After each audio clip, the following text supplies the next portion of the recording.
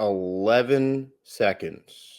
That's how long it took the Lightning to take the lead and lose the lead in a decisive Game 4 of the playoffs. The Bolts are down 3-1. Can they still take the series?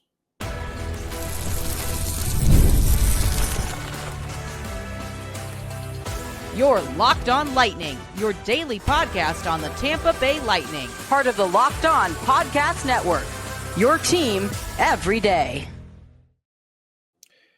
Josh Sperber here, thanking all of you for making Locked On Lightning your first listen every day. We're part of the Locked On Podcast Network, your team every day. And if your team is the Tampa Bay Lightning, then this is the show for you. Today's episode is brought to you by the Amazon Fire TV Stick 4K.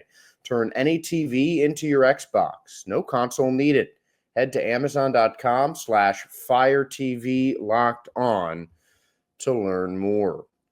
And we're going to learn more about this Lightning loss because this was another game I feel like the Lightning really had. I mean, they could have. They really were in position to win this game, and it just slipped through their fingers at the end of it.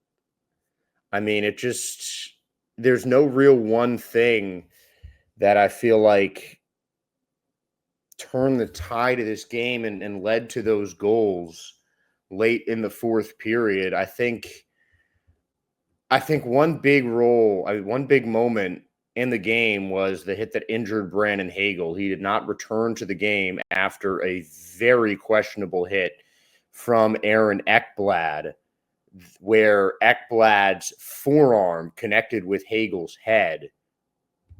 No penalty called, nothing, which blows my mind in so many ways. I mean, you look at this series already and how many penalties there were following hits, how many dangerous hits that there were. And frankly, both sides are guilty of this. But I mean, I don't like to call out referees, but there's something that's not even with the hits that the Lightning have had and the hits that the Panthers have made on the Lightning. You know, the Hagel hit that warranted a suspension was not that different from the Tkachuk hit in the next game. No hearing for Tkachuk, hearing and a one-game suspension for Brandon Hagel. I'm okay. I mean, the Tkachuk one is whatever. Those are, kind of a toss-up. Guentzel was close to the puck. You could have made the same call about Hagel, similar call about Hagel and Barkov, but didn't happen. Okay, I understand that. I can understand that a little bit. Don't agree with it, but, fine. This one, I think, is inexcusable. I mean, you look at the NFL and how they've cracked down on head-to-head hits in a lot of ways that has, in my opinion, negatively impacted the game. They do make some calls, I think, where it used to be a legal hit 10 years ago, but the safety of the player comes first, and it made a more routine hit turn illegal. Is it going to take Brandon Hagel getting a concussion in this one to do the same thing in the NHL? Because, I don't think that there was any disguising Ekblad's intent of going for that high hit on Brandon Hagel. That was a dirty play, and Hagel didn't come back because he got checked out for a concussion. So not only was it dirty, it was dangerous. And I think that it is absolutely ridiculous that Ekblad didn't get, at least a 5-minute major penalty, if not a full-on game misconduct, and get him ejected from the game. Because, frankly, I think that hit deserves a closer look. It took a player out of the game, and it was a hit to the head. That is not a combination that should be rewarded with anything but the maximum penalty in game and at least a 1-game suspension. That was a very clear hit to the head of Brandon Hagel, and I don't think you do a hit like that by accident. It's just not a good hockey play. And in the end, Ekblad was back to score the tying goal, and the Lightning didn't have the Energizer bunny that is Brandon Hagel for the last 5 minutes of the game. And I think that a healthy Brandon Hagel in the last 5 minutes of any game is going to stop things like exactly what happened at the end of the Lightning game. Could the Panthers still have scored those goals with Hagel on the ice? Absolutely, they could have. The Lightning let their foot up off the gas in the last couple minutes of the game, and the Panthers just pounced on them. Plain and simple. Again, it wasn't one thing that you could point to. It was just the Panthers, found the right time to strike, and they did. But I absolutely think that having Brandon Hagel in that game definitely would have changed the result at the end. I mean, I think he would have made enough of an impact. And also, Ekblad shouldn't have been in the game that late. He should have probably been taken out of the game for the rest of it. I mean, that should not have been a legal hit on Hagel. But you can't change the past. And frankly, as John Cooper said, it's tiresome answering questions about a hit every game. And, I understand. I understand where Cooper's coming from. Checking is part of the game of hockey, but there's got to be a line that can't be crossed. And if it's not an elbow to the head, a forearm to the head, I really don't know what that line is. But I think the refs made a mistake adjudicating that hit, and I hope that NHL player safety steps in and maybe even suspends Ekblad for at least the next game, because in the game there was not enough of a penalty on that dirty hit, and there should have been, and it absolutely affected how the game ended.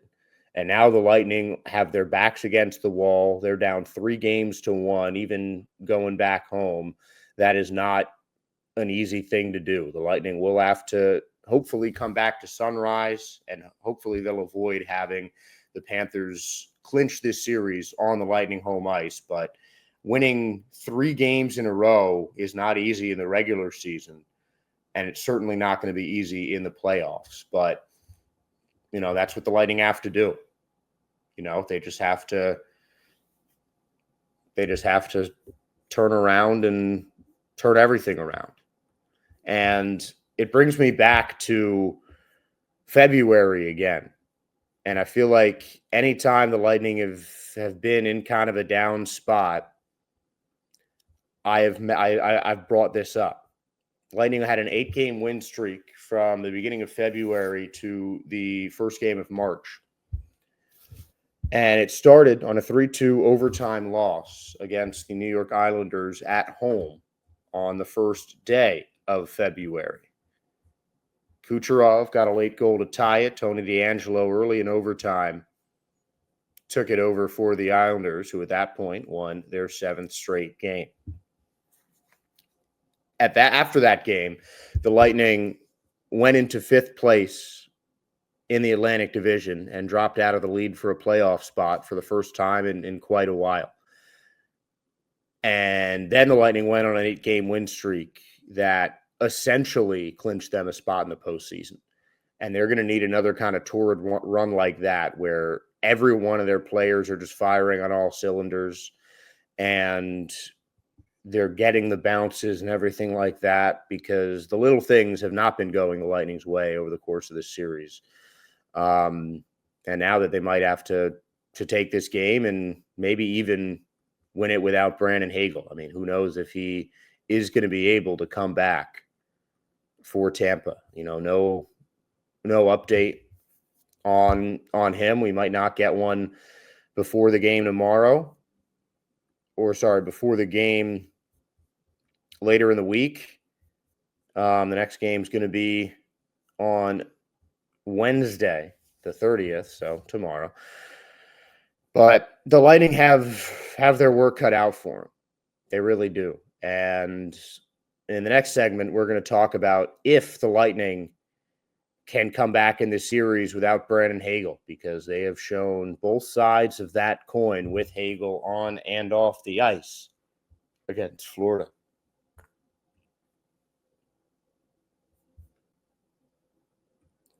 The Stanley Cup playoffs are here, and if you've never been to a live NHL playoff game, it's unlike anything else. The intensity, the speed, the energy in the building, it's next level. And thanks to Game Time, getting in the door is easier and more affordable than ever. Game Time is the fastest way to grab playoff tickets, even for those must-see matchups. Prices actually drop as puck drop gets closer, and with last-minute deals, you can save up to 60%. Here's what I love about Game Time. You can save up to 60% about buying last minute for sports, concerts, theater, comedy, anything you want. And they're all in pricing, shows the total cost up front, so there was no surprise fees at checkout. The app even shows you panoramic seat views, so you know exactly what you're getting before you buy. And with Game Time ticket coverage, I know I'm protected, whether it's cancellation protection, job loss assurance, or Game Time's 24-hour return guarantee. So take the guesswork out of buying tickets with Game Time. Download the Game Time app, create an account, and use the code LOCKEDONNHL for $20 off your first purchase. Terms apply, but that's code LOCKEDONNHL for $20 off. Download the Game Time app today. Last-minute tickets, lowest price, guaranteed.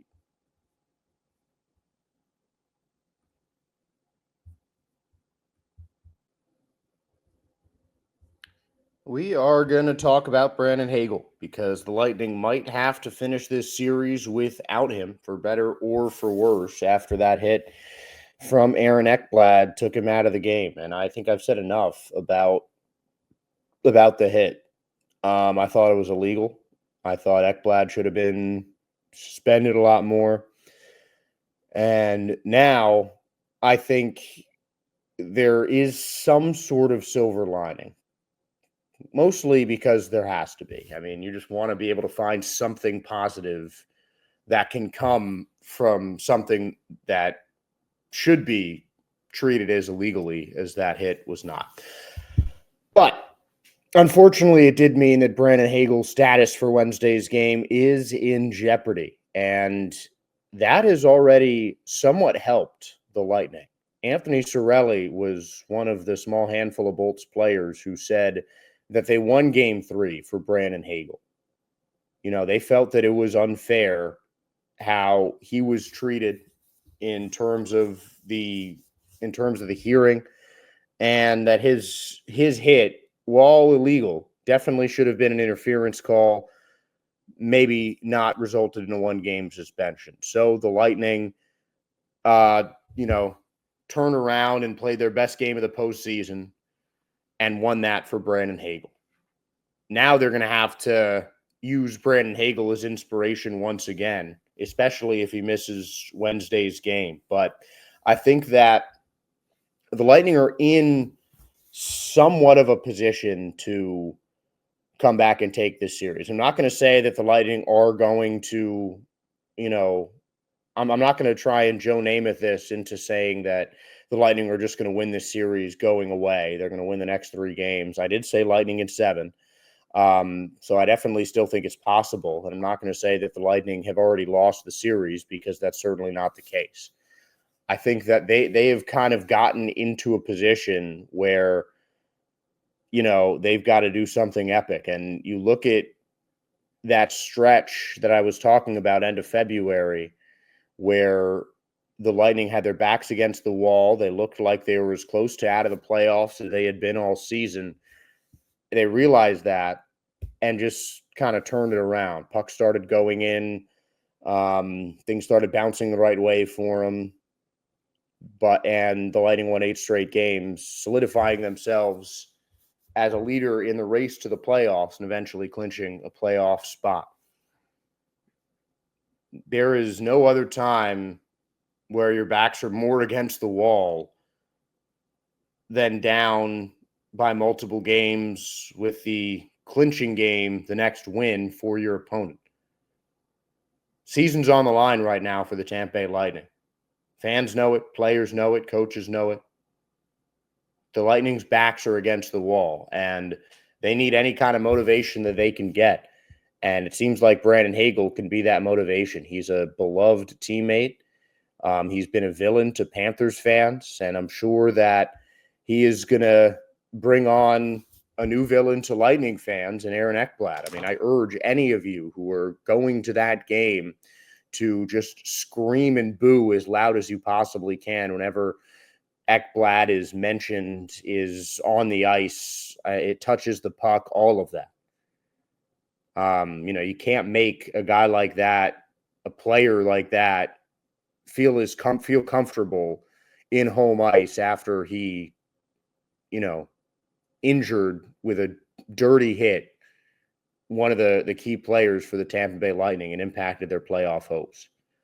So I think that's one thing that the fans can do. What the Lightning team can do is just do the same kind of thing that they did in Game 3 and rally around Brandon Hagel. But you love the mindset of the players. Mitchell Chaffee, Victor Hedman, both talking in the post-game interviews about just turning the page, putting the game behind them, and moving on. These guys are going about tough losses like that the right way, especially when you really feel like the Lightning had that game in hand. I mean, it looked like this series was going to be tied, and then you blink, and the Panthers are up 3-1. And I think the Lightning have the kind of game, with or without Brandon Hagel, to do that. I think they certainly can't afford too long of a layoff for Hagel, especially with Oliver Bjorkstrand hurt and the forward depth a little bit lacking. Connor Geekie was the forward that was taken out of the game, so the Lightning went 11-7 with Brandon Hagel in the lineup. Now that might change without Hagel. I think it'll still be an 11-7 kind of game. I think with the physicality that the Panthers play, the Lightning can kind of match that a little bit and not give up too much on their speed by going 11-7. And I think if Hagel doesn't play, it'll just be Connor Geekie coming in. Gage Gonzalez will move up and move into the left wing spot, and that can work out for Tampa. But, I think Brandon Hagel is someone that the Lightning need in order to win this series. However, that does not mean that the Lightning can't win without Brandon Hagel. I think it's a possibility, but I just don't see the Lightning fully completing the comeback without a healthy Brandon Hagel in there, because he doesn't get tired, unlike me. But, he's just – I called him an Energizer bunny earlier, and that's really how he is. He just keeps on going on both sides of the ice. He's so key on the penalty kill. He's so key on defense. He's just so quick skating, and it helps the Lightning turn defense and offense quickly. I mean, how many of his goals this season did you guys watch him just take the puck up the open ice after he or Cirelli caused a turnover, and the other one just leaked out into open space and created a fast break for the Lightning? I mean, that's just the kind of thing that Hagel can provide, and you need that against a team like the Panthers. One of the ESPN commentators said, I'm paraphrasing here, something like, if this game is played on the boards, if this series is played on the boards, the Panthers will win. If the series is played in open ice, the Lightning will win. And a big reason for that is because of Brandon Hagel's tenacious play in open ice, his quickness, his ability to get to different spots and impact the game from those spots is, it's amazing, and it's incredibly helpful towards Tampa Bay. And obviously he's a key player. He's been not just one of the Lightning's best wingers this season, but one of the best two-way wingers in the entire NHL.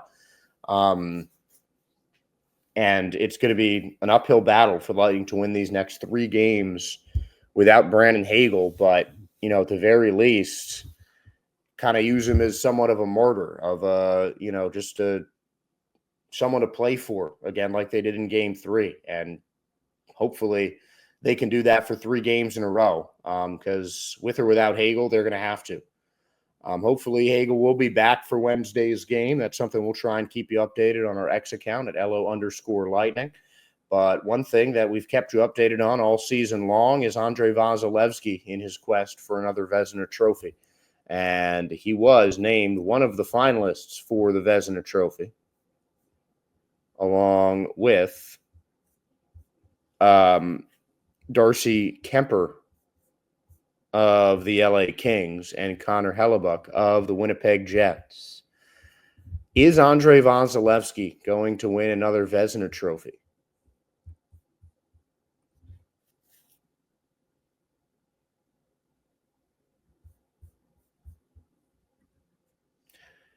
The NHL playoffs are here, and FanDuel is giving customers an incredible way to get in on the action. Right now, when you join FanDuel and place your first $5 bet, you get $250 in bonus bets. I love how FanDuel makes betting so easy, whether it's picking my favorite team or diving into player props. From goals to assists to saves, FanDuel has so many ways to bet your favorite player props. Plus, after the game tips off, you can even combine live prop bets into a same-game parlay for a chance to win big. So don't miss out. Head to FanDuel.com and claim your $250 in bonus bets. If your first $5 bet hits, you'll get those $250 in bonus bets today.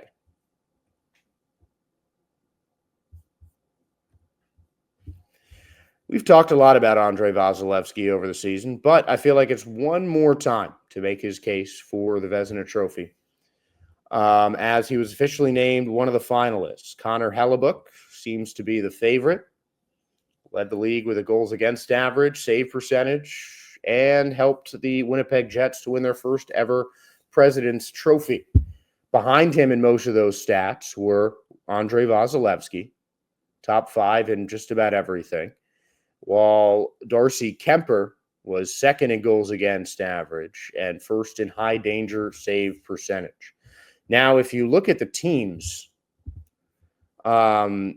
obviously the Lightning aren't the highest on the pecking order in terms of teams. The Jets, obviously, a President's Trophy winning team. The Kings, an 100-point team as well. And the Lightning were a team that really kind of defied a lot of expectations. I think the Kings did as well. I certainly don't think anyone expected the Jets to win the President's Trophy at the start of the season.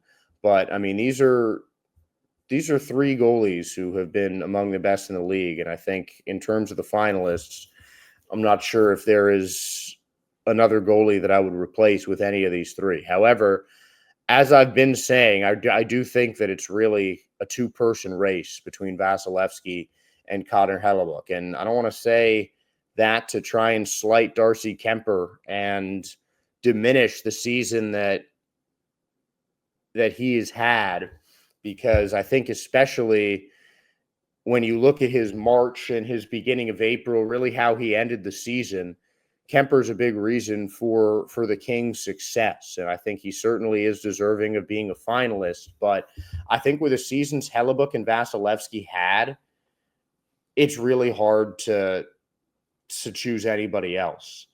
I mean, the main goaltender with 47 of the 56 wins for a President's Trophy winning team, that's hard to look past, especially considering that you look at most of the stats as a goaltender. Connor Hellebuck is in first, and in a lot of them, Andrei Vasilevskiy's right behind him. In a lot of them, Darcy Kemper's right behind him, including goals against average that Kemper has. He leaves in high danger save percentage as well. But I think Vasilevskiy also has something that you don't see with either of these teams, and that is stats. Well, not just stats, shots on goal. Only one goaltender saw more shots this season than Andrei Vasilevskiy, Igor Shesterkin of the New York Rangers. Vasilevskiy made 3 fewer saves than Shesterkin on 35 fewer shots. Connor Hellebuck had 50 shots, saw 50 shots fewer than Vasilevskiy, and made 42 fewer saves. And Darcy Kemper saw almost 500 fewer shots than Andrei Vasilevskiy and made about 400 fewer saves. Now, you can't just look on shots and saves, but what that does show me is that Andrei Vasilevskiy, for a winning team, for a team that finished second in the Atlantic Division, one of the most hotly contested and most difficult divisions to play in all of the NHL, Andrei Vasilevskiy was almost always in tough positions and just getting peppered with shots, and he still came out on top of a lot of goalie statistics, still was one of the top goaltenders, despite the fact that he was getting shot at more often than not.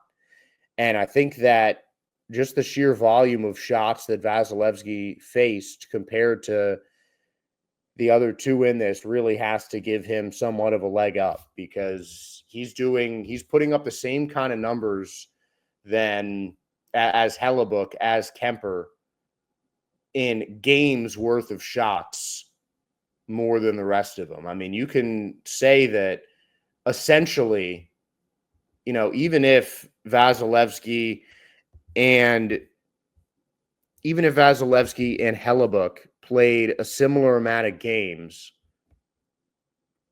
even if some of their stats are, close to even, Hellebuyck played 63 games. Vasilevskiy played 63 games. You can easily say that Vasilevskiy had at least a game more worth of shots than Connor Hellebuyck did, and a game at least more of saves worth than Connor Hellebuyck did, and even more than Darcy Kemper. And obviously, this isn't just on games played. You look at the records, which are very similar. All three of these goalies play the lion's share of their team games. But I just think that there has to be a little bit more looked at in terms of just the volume of shots faced by Andrei Vasilevskiy, because with more time in his offensive zone, with more shots coming at him, and this is a Lightning team that were outshot by their opponent in roughly half of the games this season. Vasilevskiy is still taking the brunt of those shots in just about every game and performing like one of the best, if not the best, goaltenders in the entire league. So I think it's definitely an award that I think Connor Hellebuyck is going to be favored to win. Certainly, if I were a betting man, I would bet on Hellebuyck becoming the first repeat winner in almost 20 years. But I think Vasilevskiy really should give him a run for his money. And I think that if you're not just looking for the best goaltender in the league with the Vezina trophy, you're looking at the goaltender who is most valuable to their team. And again, you got to say Hellebuyck was the MVP of the Jets. I think you can say the same thing for Vasilevskiy on the Lightning.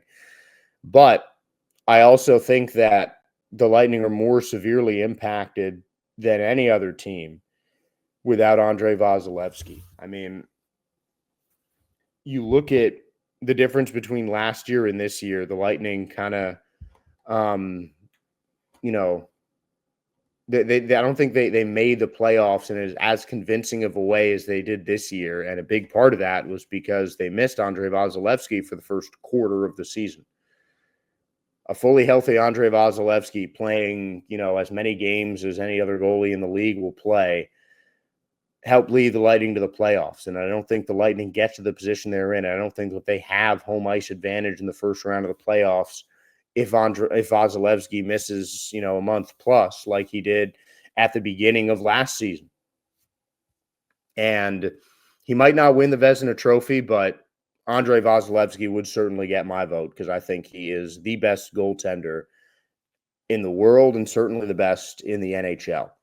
And he is, like the rest of this Lightning team, is going to have to turn everything up a notch if they want to win this series. And that is something that we'll talk about a little bit more tomorrow ahead of in an important Game 5 that the Lightning need to win to stay alive and continue their 2024-25 NHL season.